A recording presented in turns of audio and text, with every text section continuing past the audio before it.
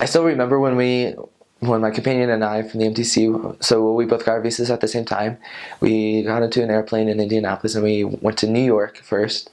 And I remember it was about 10 o'clock at night was our plane ride, but I think it was 9 o'clock where we realized that we were basically already in a Portuguese-speaking world, because everyone that was going to Brazil basically was Brazilian. Like, there were hardly any Americans on that plane.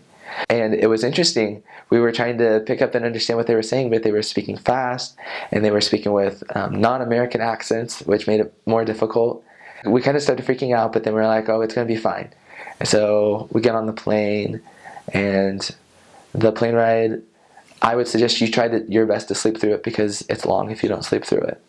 We get to Londrina, and we find out that, first of all, we came in the middle of a transfer. For those of you that don't know, a transfer is that 6-week or 5-week period that a missionary follows, and then at the end of each transfer, they'll get changed to a new area, or they'll receive a new companion, something along those lines. So we got in Londrina in the middle of the transfer. The transfer started the week before, and so the mission president was kind of still trying to get our companions to Londrina. So we got there that first night, and our companions weren't there. My companion didn't even get there until 2 days later.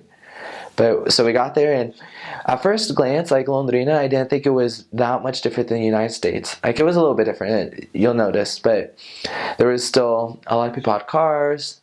It was a fairly big city. I mean, the architecture was a little bit different, but not too different. It didn't strike me as really different. We went to a restaurant that night to eat, and then we went to the mission secretary's apartment. That's where we stayed. And the next day was all paperwork for our visas.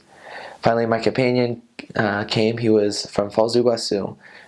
So if you look at your mission map, that is on the very far side of the mission. It's right beside Paraguay and Argentina, and it's right on the border.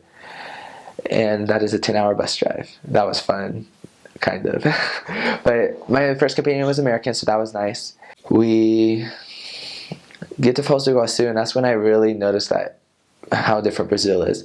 So in Londrina, I would have to say that it's close to Americanized, just because it's such a bigger city. There's a lot more Americans and Europeans there, and so you get a lot more of that Western culture involved. And then when you get to Foz do Iguaçu, it's a little bit smaller. Still has a lot of tourists, but it's still quite a bit different. For instance, they don't have as much pavement. There's a lot of what they call paralelepípedo, which is kind of like cobblestone, and it's awful on your shoes and just destroys them. There's you see a lot of people that are a lot more humble circumstances. Foz do Iguaçu is where I started my mission, and I absolutely loved it. And then later on, I went to back to Londrina, where I stayed for 8 to 9 months, but I was in 2 different areas, 2 different parts of Londrina. And then I went to a city right beside Londrina called Apucarana, where I stayed for another 7 to 8 months. And then I finished my mission in Maringá. Londrina, it's an awesome mission. You'll absolutely love it.